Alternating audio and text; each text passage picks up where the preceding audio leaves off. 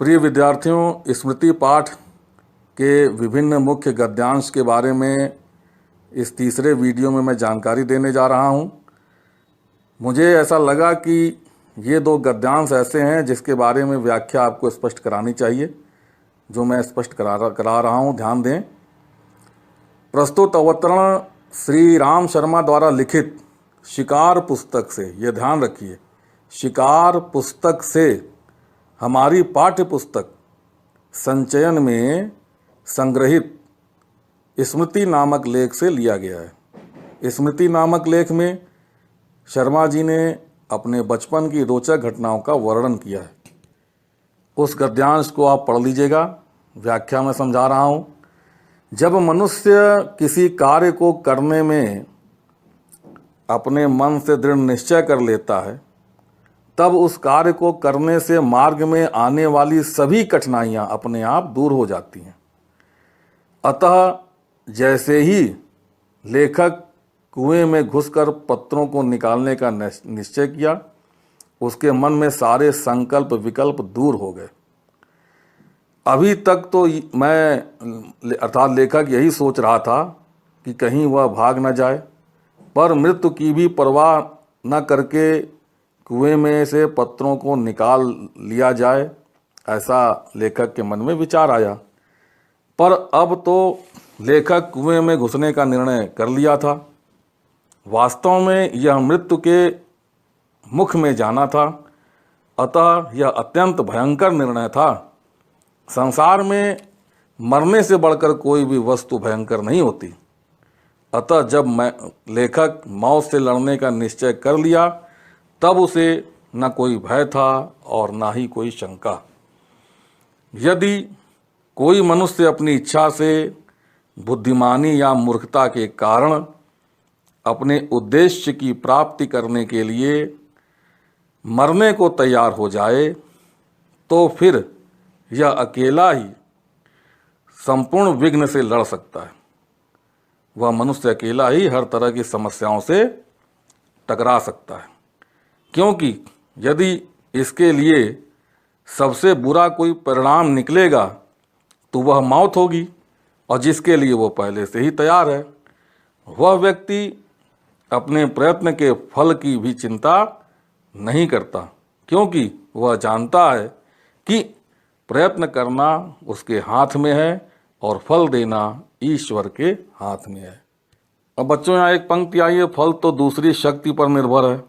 तो आपको मालूम है कि गीता में भगवान श्री कृष्ण ने अर्जुन से कहा था कि कर्मण्येवाधिकारस्ते मा फलेषु कदाचन।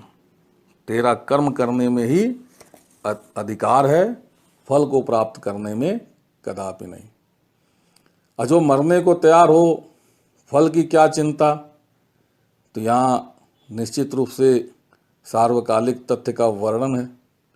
भाषा शुद्ध है, खड़ी बोली के रूप में है, भावशैली भावपूर्ण वर्णात्मक के रूप में है। तो इस तरह से पहले गद्यांश की व्याख्या मैंने आपको स्पष्ट करा दी। अब मैं दूसरे गद्यांश की ओर आपका ध्यान केंद्रित कराने जा रहा हूं।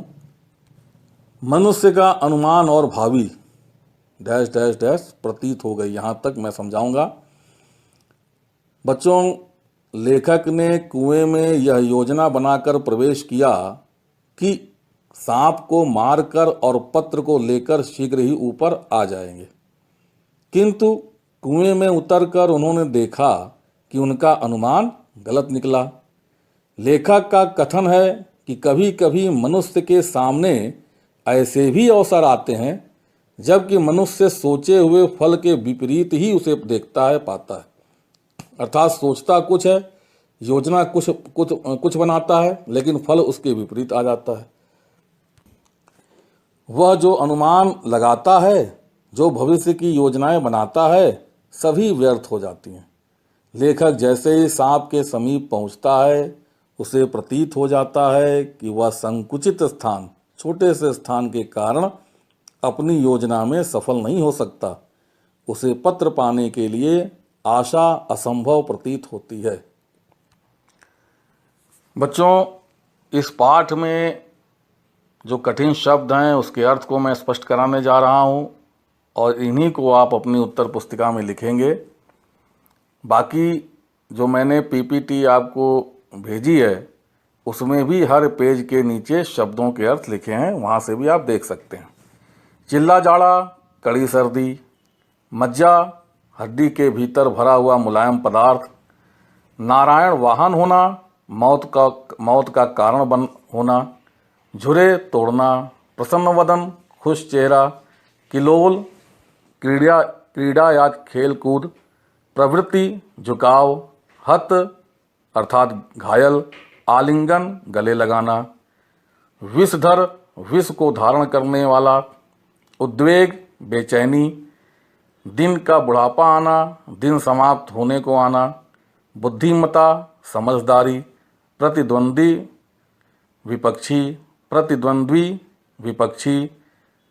परिधि, वृत्त की रेखा, चक्षुस्रवा, आँखों से सुनने वाला, आकाश कुसुम, व्यर्थ की बात, पैंतरा, मुद्रा, तोप के मुहरे पर खड़े होना, मौत की सामने खड़े होना, अचूक, वार खाली ना आ जाना, पीव, तरल पदार्थ, जहर, गुंजल्क, गुत्थी, धौकनी चलना, धड़कन तेज होना, सजल नेत्र, गीले नेत्र, मिथ्या, झूठी, मोर्चा पड़ना, युद्ध के लिए तैयार होना, अवलंबन, सहारा, ताना बाना, बनावट या ढांचा, बाहें भरना, थक कर चूर होना, ताकीद, बार बार चेतावनी देना, डैना अर्थात पंख। प्रिय विद्यार्थियों, इन शब्दों के अर्थ को आप अपनी उत्तर पुस्तिका में लिख लीजिएगा। बच्चों, पाठ से संबंधित मुख्य चर्चा करने जा रहा हूँ। चौथी वीडियो में आप देखेंगे कि पाठ की संपूर्ण जानकारी दी जा रही है। आप ध्यान केंद्रित करें।